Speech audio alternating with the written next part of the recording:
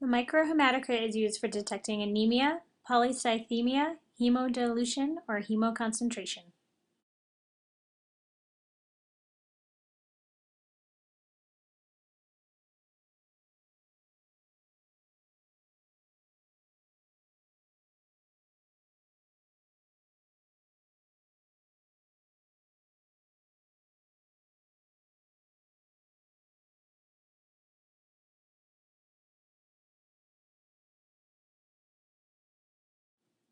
Don all necessary PPE, prepare materials, and assess specimen for quality.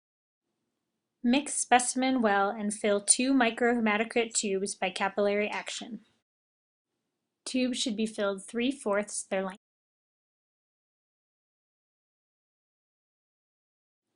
Seal one end of the microhematocrit tubes with clay sealant.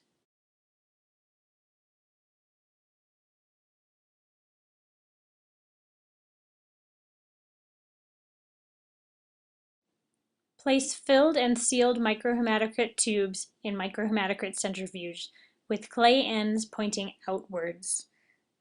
Note locations of tubes.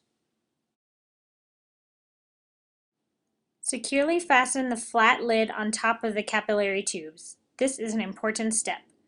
Close the centrifuge top and secure the latch. Set timer for 5 minutes.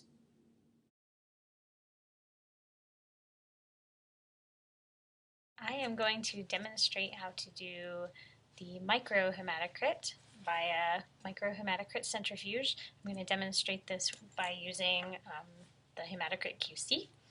They come in little vials like this, and when doing QC you need to be sure to check the lot number and make sure that that matches your QC vial that you have. With any specimen or QC, you need to make sure that it is well mixed. Sometimes the QC sticks to the bottom of the vial like this, so you need to make sure that it is fully resuspended.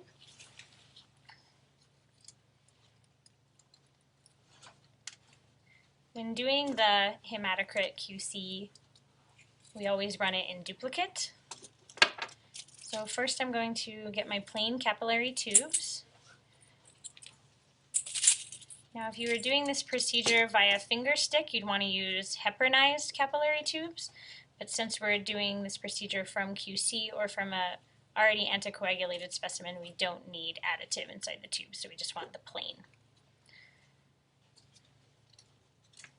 Okay, so I'm doing it in duplicate. I have 2 capillary tubes here, and you're just going to insert your capillary tubes into your specimen and give it a little tilt, and it should suck up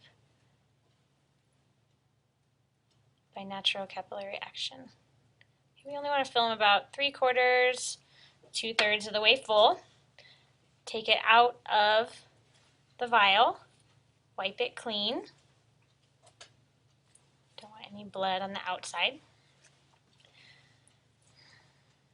Then you're going to take your capillary tubes and tilt them so that the blood goes down to the opposite end, the non-bloody end.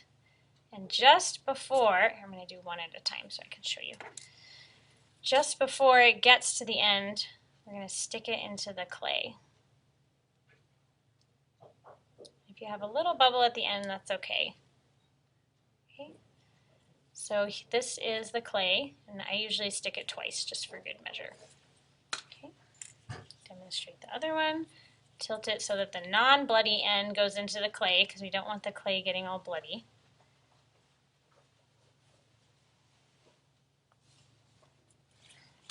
Okay.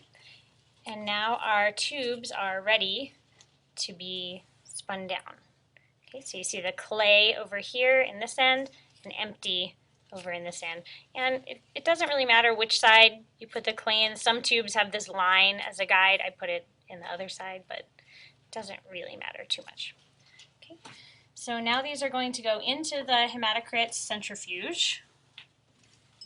And these centrifuges, we balance them just like any other centrifuge. So I'm putting my 2 tubes in opposite sides, balanced, and with the clay to the outside. That's very important because whenever it spins, the blood is going to go to the sides, and if the clay is not there to protect it, blood's going to spill out all over the centrifuge. very important step is to put this lid back on before you spin. So be sure that this lid goes on over your specimens. And screw it down tight. Make sure it's flush and flat and the tubes are underneath. And you just close this. Make sure it clicks. And then there's a little knob down here. And you're going to spin it for 5 minutes. So you just turn it up for 5 minutes. After hematocrits have completed centrifugation, remove them from the centrifuge and read them with appropriate reading device. The microhematocrit is reported typically in percent. Males' normal ranges range from 41.5 to 50.4%, and females' normal range is from 36% to 45%. Normal range ends will vary depending on the laboratory that you are employed at. In addition to common laboratory mistakes such as mislabeling and incompliance with the procedure, please be aware of these sources of errors for the hematocrit assay.